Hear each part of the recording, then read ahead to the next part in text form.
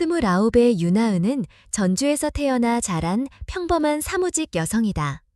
사립직업학교에서 행정일을 하며 매달 겨우 생활비를 맞추는 삶. 대학 졸업 후에도 고향을 떠나지 않은 이유는 간단했다. 서울은 너무 비쌌고 부모님을 두고 홀로 떠나는 게 마음에 걸렸다. 친구들은 하나둘 떠나고 남은 건 좁은 골목길과 월급날을 손꼽아 기다리는 고단한 일상뿐이었다. 그런 그녀의 삶에 변화를 준 건 어머니의 오랜 지인 중매쟁이 김 여사의 전화 한 통이었다. "너 이제는 사람 하나 만나야 하지 않겠니?" 라는 말에 하은은 웃으며 넘기려 했지만 김 여사는 진지했다. "이번은 진짜야. 서울 강남 재벌이야. 가구 회장 아들이래." 하은은 처음엔 믿지 않았다. 그저 그런 뻔한 얘기, 누군가의 딸을 시집 보내기 위한 과장일 거라고 생각했다. 그런데 사진이 왔다. 단정한 정장 차림의 박지훈이라는 남자가 한강이 내려다 보이는 고급 레지던스 앞에 서 있었다. 눈빛은 차가웠지만 어딘가 따뜻한 기색이 감돌았다. 어머니는 그 사진을 프린트해 냉장고에 붙여두며 말했다. "이런 기회는 평생에 한 번 올까 말까야." 아버지는 조용히 앉아있다가 한마디를 남겼다. "결정은 네가 해라. 하지만 쉽게 오는 기회는 아니다." 하은은 밤새 고민했다. 돈 때문은 아니었다. 아버지는 무릎 관절이 안 좋아 오토바이 배달일을 줄이고 있었고 어머니는 김밥집 아르바이트를 하면서도 허리를 펼 새가 없었다. 그 모습이 문득 눈앞에 떠올랐다. 그녀는 다음 날 김 여사에게 전화를 걸었다. "만나볼게요." 첫 만남은 서울 반포의 한 호텔 카페였다. 하은은 빌린 원피스를 입고 조심스럽게 페이블에 앉았다. 박지훈은 제 시간에 나타났고 대화는 뜻밖에도 부드러웠다. 그는 어릴 적 어머니를 여의고 아버지 밑에서 자랐다고 했다. 자수성가가 아닌 금수저 출신이었지만 자신만의 가구 디자인 브랜드를 만들고 싶다고 말했다. 가장 놀라운 건 그가 된장찌개를 직접 끓일 줄 안다는 사실이었다. "요리는 나한텐 휴식이에요." 하은은 그날 집으로 돌아가는 길에 이상한 기분을 느꼈다.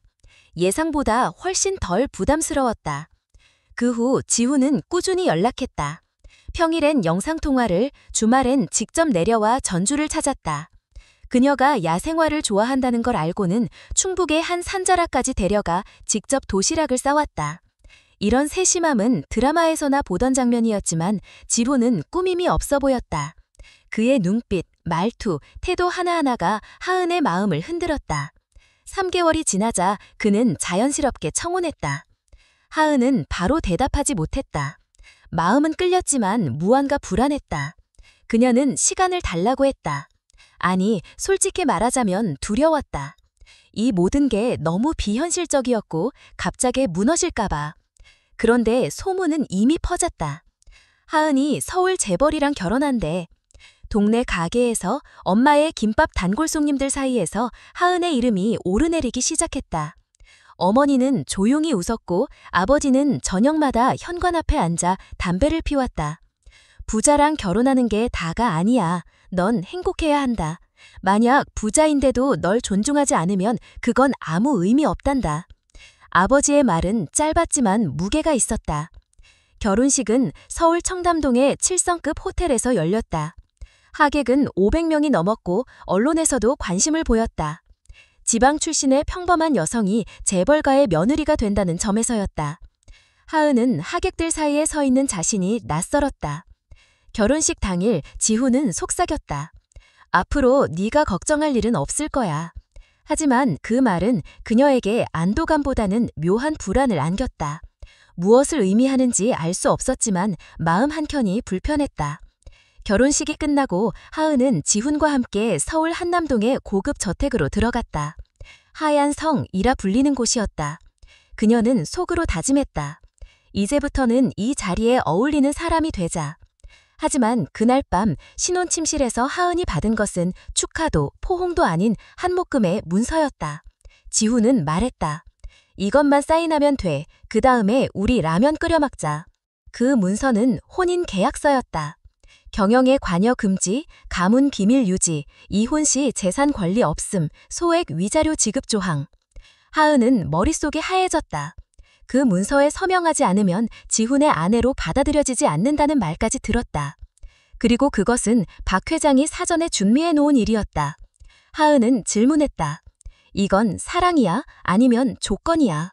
하지만 돌아온 건 침묵번이었다. 그 순간 하은은 깨달았다. 지금 서명하는 순간 자신은 더 이상 자신의 삶을 살 수 없다는 것을. 그렇게 그녀는 펜을 내려놓았다. 계약서도, 성대한 결혼식도, 모든 화려함도 필요 없었다. 그녀가 원하는 건 오직 존중받는 인간으로 살아가는 것이었다. 그리고 그날 밤 그녀는 조용히 선언했다. 이 결혼은 여기서 끝이라고. 박 회장의 분노는 즉각적이었다. 하익들 앞에서 계약서를 찢은 하은은 하루아침에 도망간 신부가 되었고 뉴스에는 재벌가 혼인 파탄이라는 제목이 달린 기사들이 올라오기 시작했다. 인터넷 댓글은 냉혹했고 하은의 가족은 동네에서 눈총을 받았다. 어머니는 시장 일을 그만두었고 아버지는 병원을 핑계로 집 밖을 나서지 않았다. 그녀는 가족에게 짐이 되었다는 죄책감에 시달렸지만 다시 돌아가서 그 계약서에 서명할 마음은 없었다. 서울에서 전주로 돌아온 지 일주일 후 박지훈이 전혀 예고 없이 나타났다. 그의 손에는 여행 가방 하나가 들려 있었고 표정은 더 이상 화려하지 않았다. 그는 조용히 말했다. 나왔어. 모든 걸 두고. 그녀는 믿을 수 없었다. 그는 평생 누렸던 모든 것을 스스로 내려놓았다고 했다. 아버지는 그를 호적에서 파겠다고 선언했고 회사에서도 출입이 차단되었다고 했다. 그는 더 이상 회장의 아들이 아니라 무직 청년이었다. 하은은 그를 밀어내려 했다. 감정이 남아 있었지만 현실이 너무 가혹했다. 그러나 지우는 말했다. 지금 아니면 평생을 후회할 것 같아서. 하은은 그의 진심을 외면할 수 없었다. 결국 둘은 부천의 작은 고시원 근처 원룸을 얻었다. 집은 낡았고 월세는 겨우 감당할 수 있는 수준이었지만 둘에게는 새로운 시작이었다. 하은은 이전 직장에 복직했고 지훈은 서울 외곽에 있는 중소가구회사에 디자이너 보조로 들어갔다. 월급은 적었지만 그는 처음으로 자신의 이름으로 통장을 만들었다. 생활은 빠듯했다. 외식은 사치였고 공과금 고지서는 늘 늦게 도착했다. 하지만 하은은 이전보다 마음이 가벼웠다. 눈치를 보지 않아도 되었고 언제든 웃을 수 있었다. 지훈도 마찬가지였다. 그에게는 아버지의 통제가 없었고 처음으로 자신의 선택으로 하루를 꾸릴 수 있었다. 어느 날 하은은 중고 SNS에서 소규모 가구 장터를 보았다.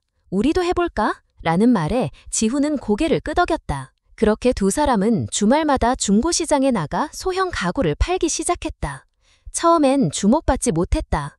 디자인도 투박했고 가격 경쟁력도 없었다.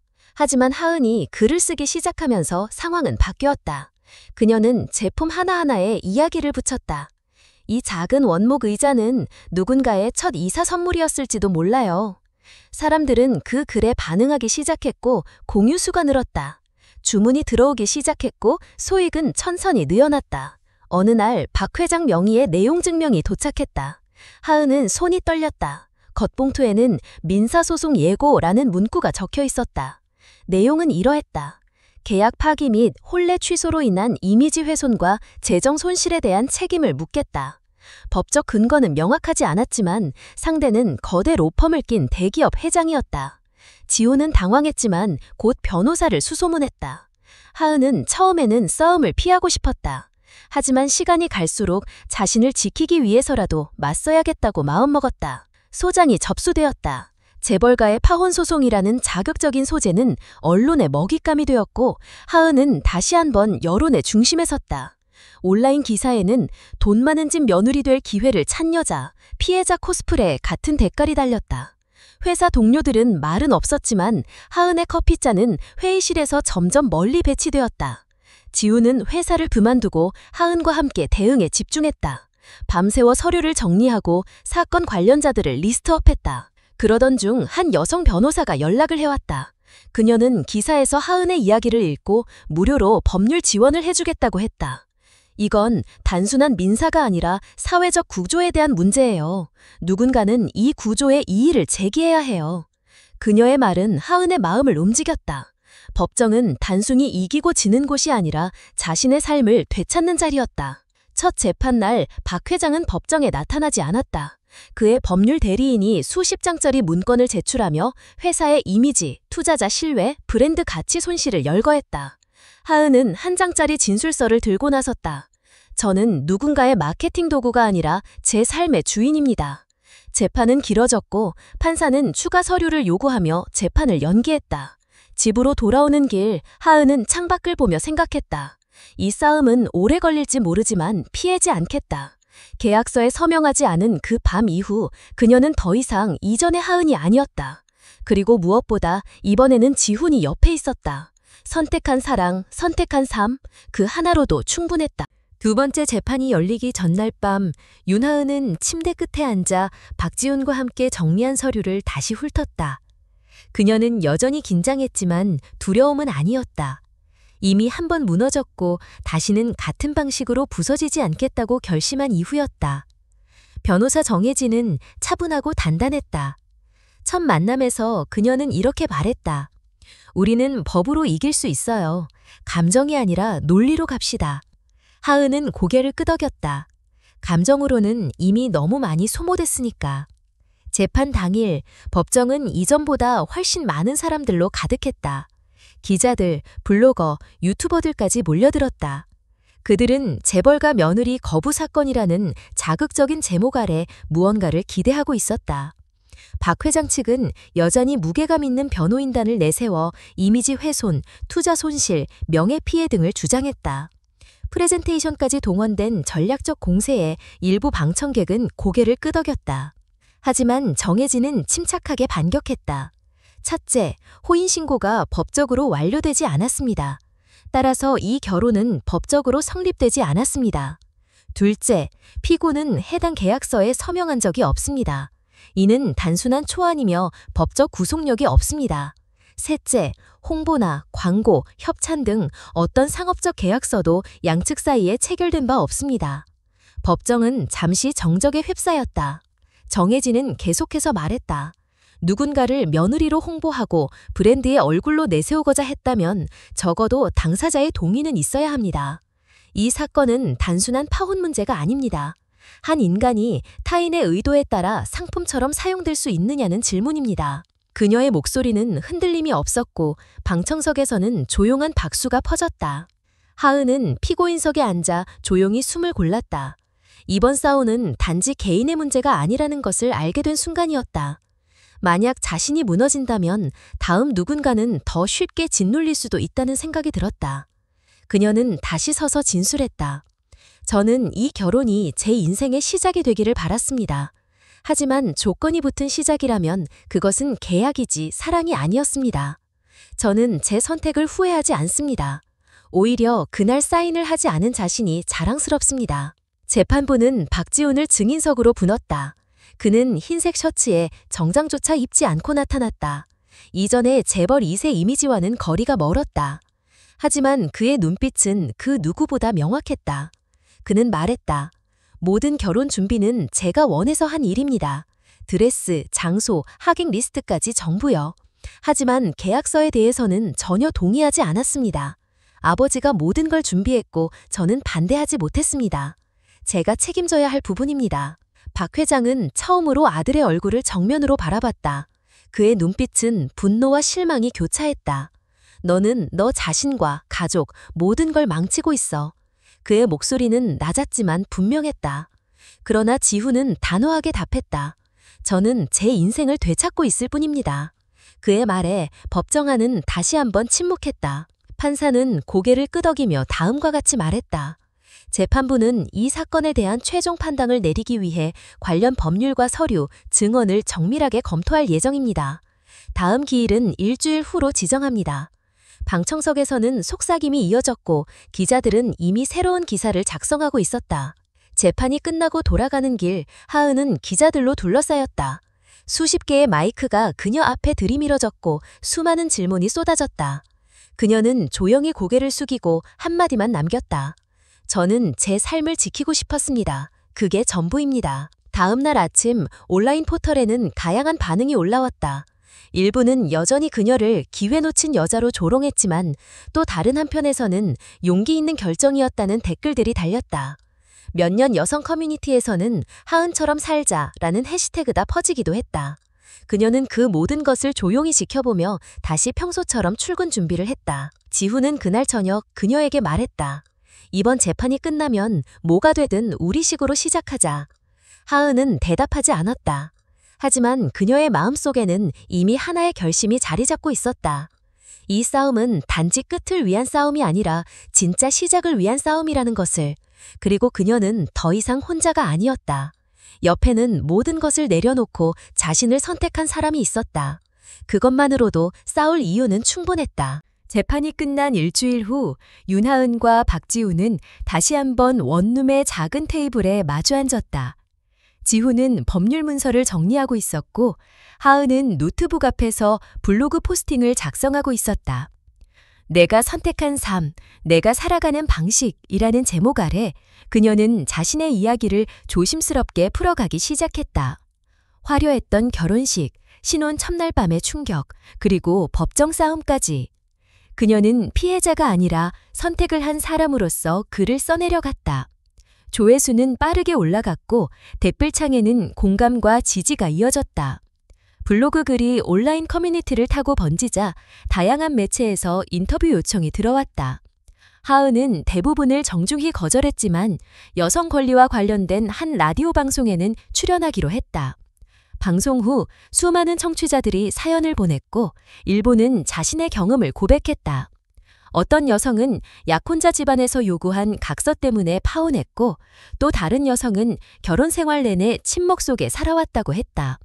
하은은 그들의 이야기를 가슴 깊이 새기며 다시 글을 쓰기 시작했다. 한편 지훈은 작은 공방을 임대해 가구 제작을 다시 시작했다. 브랜드 이름은 자유, 제이유였다. 그는 단순히 가구를 파는 것이 아니라 자신처럼 기존의 틀에서 벗어나 새로운 삶을 시작하고 싶은 사람들에게 공간을 제공하고 싶다고 했다. 공방 한쪽에는 무료 디자인 수업이 열렸고 참가자들은 대부분 고졸 학력으로 대학 진학이 어려웠던 청년들이었다. 그들의 손에 들어간 목재는 더 이상 단순한 자재가 아니라 삶을 바꾸는 도구가 되었다.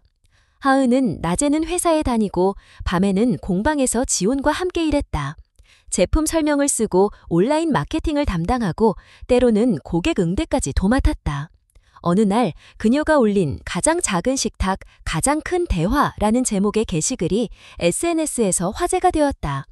혼밥 시대에 소통을 꿈꾸는 식탁이라는 콘셉트는 많은 이들의 공감을 얻었고 주문이 몰리기 시작했다. 공방은 점점 활기를 띠었고 그들의 삶도 점점 안정을 찾아갔다. 그 무렵 하은의 블로그에는 수많은 메일이 쏟아졌다. 그중에는 자신의 결혼을 취소했다는 대학생, 부모님의 반대를 무릅쓰고 독립을 결심한 직장인, 아이를 데리고 가정폭력을 벗어난 주부의 사연도 있었다.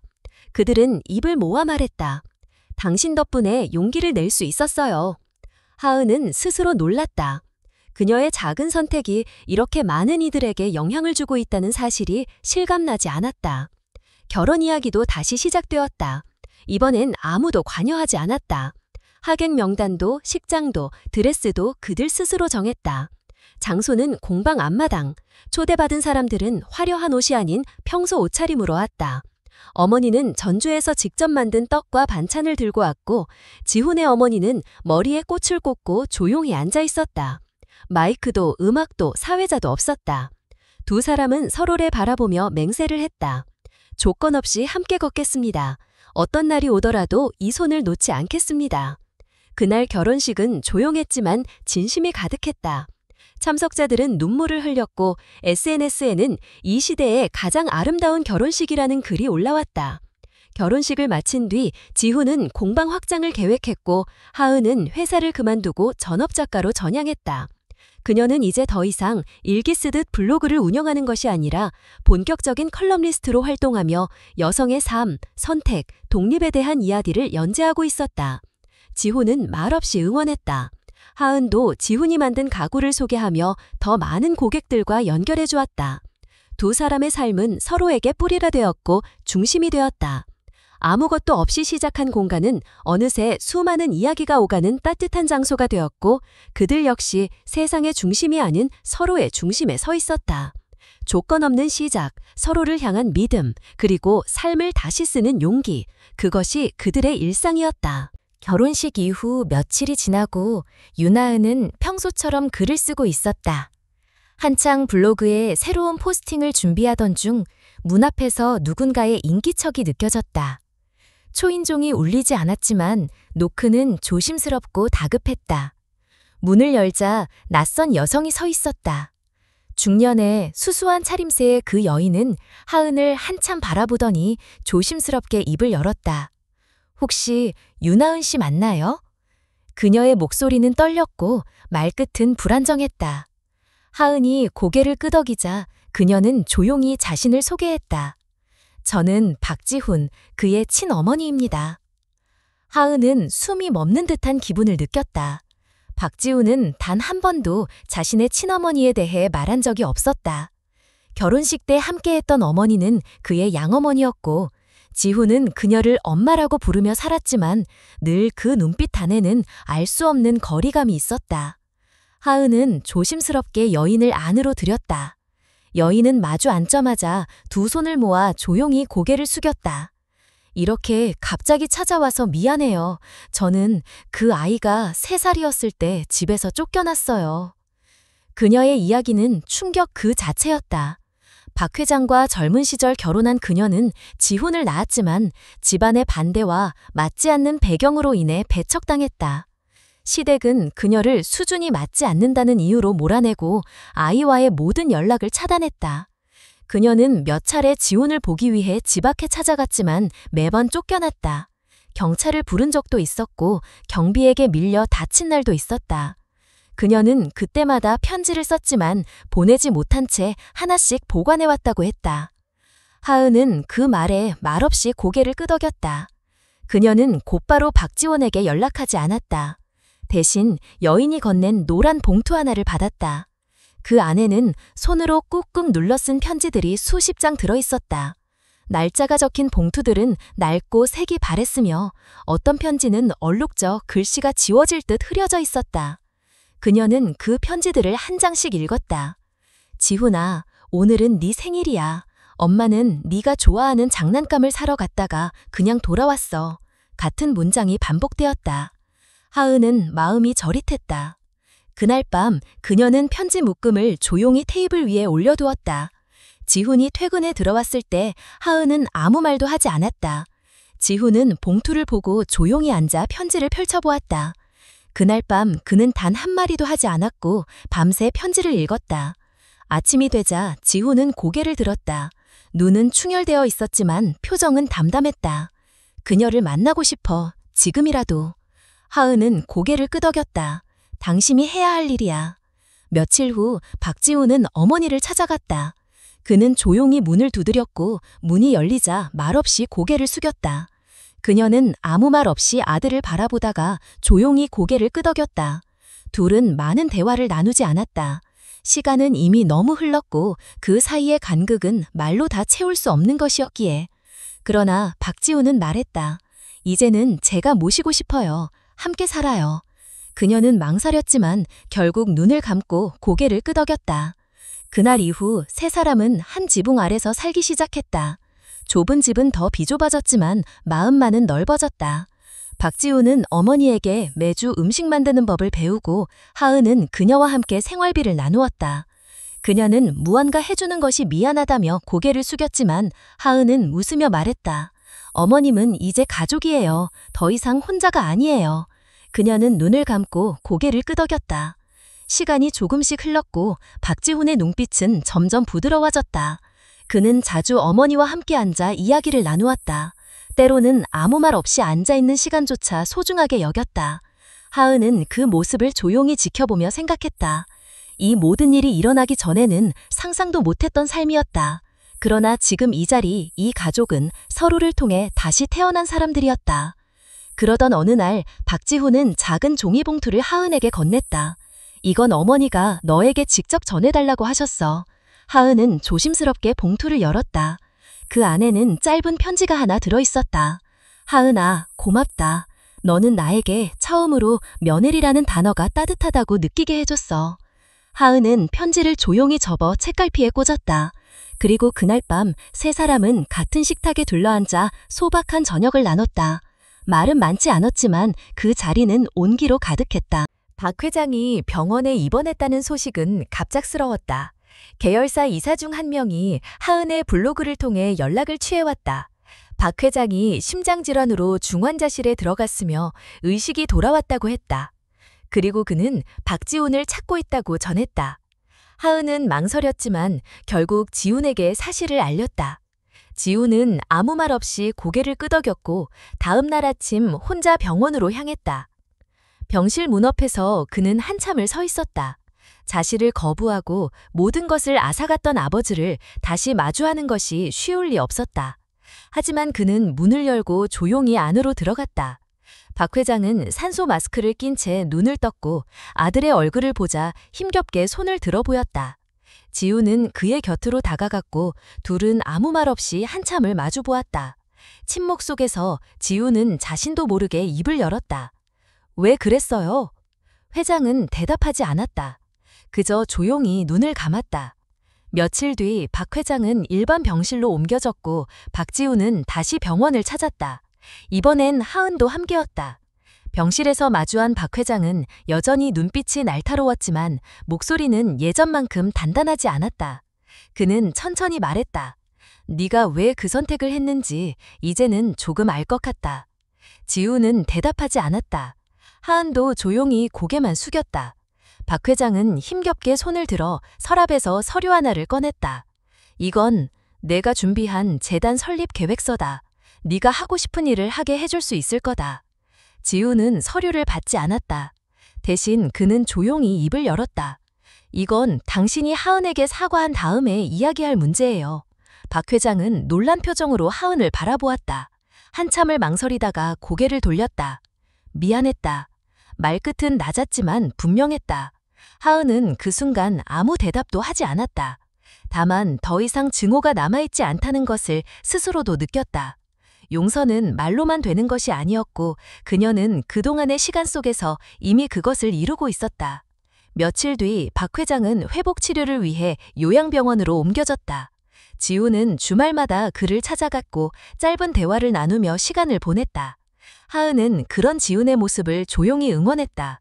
상처를 남긴 사람과 다시 관계를 이어간다는 것은 누구에게나 어려운 일이었지만 그는 그 길을 선택했다. 그리고 그녀는 그 선택을 존중했다. 공방은 여전히 분주했다. 새로운 디자인 주문이 늘었고 하은이 연재하던 칼럼도 점점 많은 독자들에게 알려졌다. 그녀는 가끔 강연 요청을 받았고 청중 앞에 서서 자신의 이야기를 나누었다. 조건 없는 선택, 그것이 저를 여기까지 데려왔습니다. 그녀의 말은 단순했지만 많은 이들의 마음을 움직였다. 그러던 어느 날 한 통의 전화가 걸려왔다. 방송국에서 다큐멘터리 제작을 제안한 것이었다. 하은은 망설였지만 지훈과 상의한 끝에 참여하기로 결정했다. 카메라는 그녀의 일상, 공방의 풍경, 어머니와의 대화, 지훈과의 협업을 담았다. 방송은 예상보다 큰 반응을 얻었고 그녀에게 도착하는 메시지는 하루에도 수백 통이었다. 그중 한 통의 메시지가 그녀의 눈길을 끌었다. 지방에 사는 한 여성이 보낸 긴 글이었다. 그는 오랜 세월 가족의 기대에 눌려 살았고 결혼 역시 집안의 뜻에 따라 결정된 것이라고 했다. 하지만 하은의 이야기를 보고 용기를 냈고 이제는 자신만의 삶을 살아보기로 했다는 내용이었다. 하은은 눈을 감고 그 메시지를 오래도록 되뇌었다. 삶은 여전히 고단했고 매일이 기적처럼 아름답지는 않았다. 갈등도 있었고 때로는 지치기도 했다. 하지만 더 이상 자신을 설명하거나 변명할 필요는 없었다. 그녀는 자신의 이름으로, 자신의 선택으로 살아가고 있었다. 그리고 그 곁에는 늘 지훈이 있었다. 두 사람은 매주 토요일 공방 한켠에 작은 테이블을 펴고 손님들과 대화를 나누었다.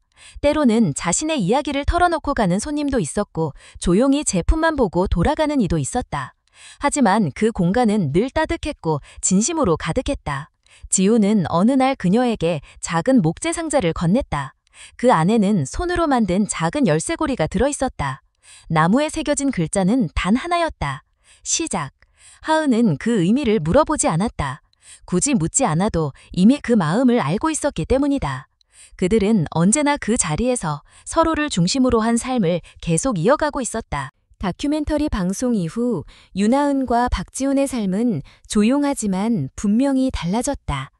방송을 본 사람들 중 일부는 직접 공방을 찾았고 또 다른 이들은 이메일과 편지를 통해 자신의 이야기를 전해왔다. 어떤 이는 이혼을 고민하고 있었고 어떤 이는 가족과의 관계를 다시 정립하려 애쓰고 있었다. 그들은 하은에게 질문을 던지기보다 그녀의 선택을 통해 스스로의 답을 찾으려는 사람들이었다. 하은은 그들을 보며 다시금 자신의 첫 선택을 떠올렸다. 그날 계약서에 서명하지 않았던 순간부터 모든 것이 바뀌었다. 그 결정이 가져온 변화는 단지 자신의 삶만이 아니었다. 누군가에겐 용기가 되었고 누군가에겐 방향이 되었으며 또 다른 누군가에겐 새로운 시작이었다. 그녀는 더 이상 자신의 이야기를 감추지 않았다. 글로, 강연으로, 대화로 자신의 경험을 나누었고 그 안에서 많은 이들이 자신을 발견했다. 어느 날 지훈은 작은 제안을 했다. 이제는 우리가 누군가를 도울 차례 같아. 하은은 그의 눈빛을 읽었고 고개를 끄덕였다. 두 사람은 곧바로 실행에 옮겼다. 이름 없는 후원 프로젝트를 시작한 것이다. 그들은 공방 수익의 일부를 사회초년생, 미혼모, 퇴사 후 재기를 준비하는 중년 여성 등에게 전달하기로 했다. 금액은 크지 않았지만 수령자에게 직접 전해주는 방식을 택했다. 이름 없이, 조건 없이, 질문 없이. 첫 번째 후원 대상자는 서울 외곽의 고시원에서 생활하던 20대 후반의 여성이었다. 디자인을 공부했지만 학자금 대출과 가족 부양으로 꿈을 접었던 그녀는 지훈의 추천으로 공방의 일일 수업에 참여했다. 그녀는 말이 없었지만 손은 정직했고 감각은 날카로웠다. 하은은 그녀가 적은 메모장에서 이런 문장을 발견했다. 내 손이 다시 나를 믿게 되었다. 그녀는 그 메모를 조용히 보관했다.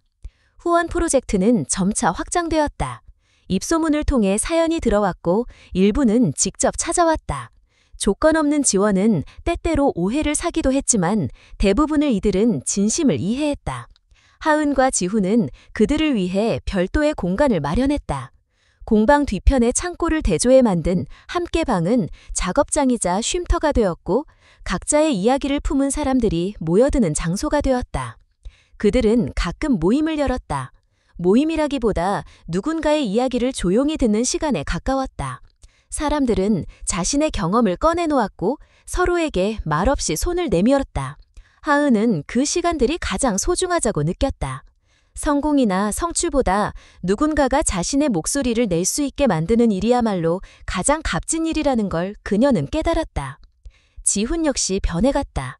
그는 더 이상 과거를 부끄러워하지 않았고 아버지와의 관계도 천천히 회복되어 갔다. 여전히 의견 차이는 있었지만 대화는 이어졌고 이해는 조금씩 쌓였다. 박 회장은 요양병원에서도 자신의 재단 설립 계획을 조정하며 지훈의 의견을 반영하기 시작했다. 그는 처음으로 아들에게 물었다. 이건 네가 하고 싶은 방식이냐? 지훈은 짧게 대답했다. 이제야 그렇습니다. 하은은 그 모습을 지켜보며 조용히 기뻐했다. 관계는 단번에 회복되지 않았다. 시간과 용기 그리고 수많은 대화가 필요했다. 하지만 변화를 두려워하지 않으면 조금씩 앞으로 나아갈 수 있다는 것을 그녀는 믿게 되었다. 자신이 그랬듯 지훈도 그렇게 한 발씩 내딛고 있었다. 가을이 오기 전 공방의 3주년이 다가왔다. 그날만큼은 조용히 보내고 싶었지만 고객과 후원자들이 모여 조촐한 자리를 만들었다. 누군가는 자작시를 낭독했고 또 누군가는 짧은 감사 편지를 읽었다. 하은은 아무 말 없이 그들을 바라보았다. 그녀는 이제 안다. 이 자리에 있는 사람들 대부분은 어느 날 자신의 블로그 글 한 줄, 다큐멘터리 속 한 장면 혹은 공방 게시물 하나에 이끌려 찾아왔다는 것을, 그리고 지금은 그 누구보다 소중한 사람들로 곁에 남아있다는 것을. 밤이 깊어지고 사람들이 하나둘 자리를 뜬 후 하은은 마지막으로 남은 컵들을 정리하다가 작은 상자를 발견했다. 함께한 시간 잊지 않겠습니다라는 문구가 적힌 상자 속에는 공방을 찾았던 사람들이 각자 남긴 손편지가 들어있었다. 그녀는 천천히 한 장씩 꺼내 읽었다. 당신의 이야기가 제 삶을 바꿨습니다. 이제 저도 누군가의 용기가 되겠습니다 같은 문장들이 그녀의 손을 멈추게 했다. 하은은 편지들을 조심스레 다시 넣고 뚜껑을 닫았다. 그리고 스스로에게 말했다. 나는 내 삶을 바꾼 것이 아니라 연결시킨 것이다. 그 연결은 더 넓어질 것이고 더 많은 사람에게 닿을 것이며 언젠가는 또 다른 누군가의 시작이 될 것이라는 걸 그녀는 알고 있었다. 겨울이 오기 전 마지막 강연이 있었다. 이번엔 대학교 초청으로 열린 포럼이었다. 주제는 청년 세대의 삶과 선택. 윤하은은 무대에 오르기 전 잠시 호흡을 가다듬었다. 수백 명의 눈이 그녀를 바라보고 있었고 그녀는 단순한 이야기부터 꺼냈다. 화려했던 약혼, 공개된 파혼, 법정 다툼, 그리고 그 모든 것을 지나 새로운 삶을 시작하게 된 과정까지. 그녀는 감정을 억누르지 않았다. 울먹이지도 않았지만 담담하게 말했다. 삶은 내가 쓰는 이야기입니다. 누군가가 대신 써준 대본이 아니라요. 강연이 끝나고 한 여학생이 다가왔다.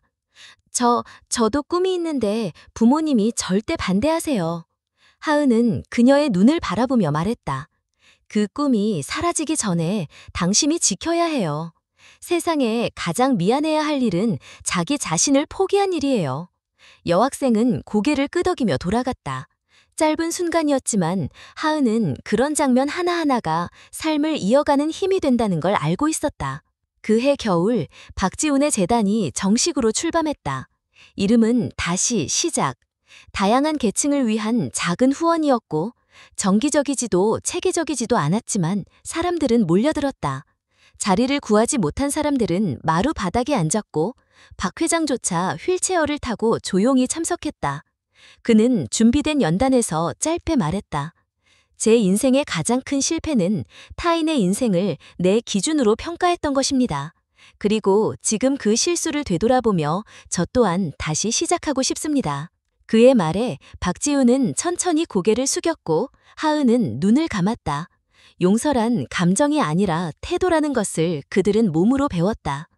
오랜 시간의 고통과 오해, 침묵과 외면이 지나간 뒤 사람은 조금씩 사람에게 다가갈 수 있다는 것을, 그리고 그 거리의 끝에는 서로를 이해하려는 작지만 단단한 의지가 있었다. 재단은 이후에도 성장했다. 더 많은 사람들이 도움을 받았고 더 많은 사연이 공유되었다. 하은은 여전히 글을 썼고 지훈은 여전히 나무를 다듬었다. 공방은 마을 커뮤니티의 일부가 되었고 아이들은 방과 후 이곳에서 목공을 배우고 할머니들은 수세미를 떠서 함께 나눴다. 작은 공간이었지만 따뜻한 것들이 흘러나오는 곳이었다. 그해 봄 하은은 첫 책을 출간했다. 제목은 내가 선택한 하루. 계약하지 않은 인생, 순응하지 않은 사랑, 조건 없는 관계에 대한 이야기들이 담겼다. 출간 직후부터 입소문이 퍼졌고 독자들의 후기에는 공통된 문장이 있었다. 이 책은 내 이야기를 들려주는 것 같았다. 하은은 책 서문에 이렇게 썼다. 내가 했던 선택이 누군가의 어깨를 토닥일 수 있다면 그걸로 충분합니다. 박지훈은 그 책을 몇 번이고 다시 읽었다. 말없이 페이지를 넘기며 그녀가 어떤 마음으로 그 글을 썼는지 생각했다. 그리고 어느 날 조용히 다가와 말했다. 하은아, 우리 딸이 생긴다면 어떤 이름이 좋을까? 하은은 미소를 지으며 대답했다. 뜻이 분명한 이름이면 좋겠어. 그리고 남의 기대에 휘둘리지 않는 이름. 시간이 흘렀다. 그들의 삶은 특별하지 않았지만 아주 단단했다. 누군가는 여전히 그녀를 파혼녀라고 불렀고 누군가는 여전히 그를 재벌가 탈출자라고 했다. 하지만 그들은 그런 말에 흔들리지 않았다. 이름이 바뀌지 않아도 의미는 스스로 새로 쓸 수 있다는 걸 알고 있었기 때문이다. 하은은 마지막 강연에서 청중에게 이런 말을 남겼다. 우리는 모두 선택의 순간을 만납니다. 그때 필요한 건 정답이 아니라 자기 자신을 믿는 용기입니다. 실패해도 괜찮아요. 삶은 정답지가 아니라 여백으로 완성되는 것이니까요. 그리고 무대에서 내려온 그녀를 지훈이 맞이했다. 손엔 따뜻한 커피가 들려 있었고 눈빛엔 평온함이 담겨 있었다. 그날 밤 하은은 창가에 앉아 작은 노트를 꺼내 한 줄을 썼다. 사랑은 조건이 아니라 함께 나눈 방향이다. 삶도 마찬가지다. 선택은 두렵지만 결국 우리를 진짜 우리로 만든다. 그 문장을 마지막으로 그녀는 펜을 놓았다. 그리고 조용히 노트를 덮었다. 새로운 날이 올 준비가 되었다는 뜻이. 여러분, 오늘 제 이야기에 귀 기울여 주셔서 진심으로 감사드립니다. 이 이야기는 단지 한 사람의 특별한 경험이 아니라 우리 모두가 삶에서 마주할 수 있는 선택과 용기의 이야기였습니다. 삶은 언제나 계획대로 흘러가지 않습니다. 때로는 예상치 못한 시련이 다가오고 누구에게도 이해받지 못하는 결정 앞에 홀로 서야 할 때도 있습니다. 하지만 중요한 것은 그 순간에도 자기 자신을 믿고 자신의 가치를 지켜내려는 의지입니다. 그 용기가 결국 삶의 방향을 바꾸고 나아가 누군가의 희망이 될 수 있다는 것을 저는 이 이야기를 통해 함께 나누고 싶었습니다. 여러분께서 오늘 들으신 이야기 속에서 작게나마 공감과 위로를 느끼셨다면 그것만으로도 저는 큰 보람을 느낍니다. 이 채널은 앞으로도 사람들의 진짜 이야기를 진심으로 전하고자 합니다. 계속 함께 해주시기를 부탁드립니다. 응원의 마음을 전해주고 싶으시다면 아래에 있는 좋아요 버튼을 눌러주시고 여러분의 생각을 댓글로 남겨주세요. 그리고 저희 채널을 구독해주시면 더 많은 이야기를 계속 전해드릴 수 있습니다. 다시 한번 진심으로 감사드립니다. 여러분의 삶에도 따뜻한 선택이 이어지길 바랍니다.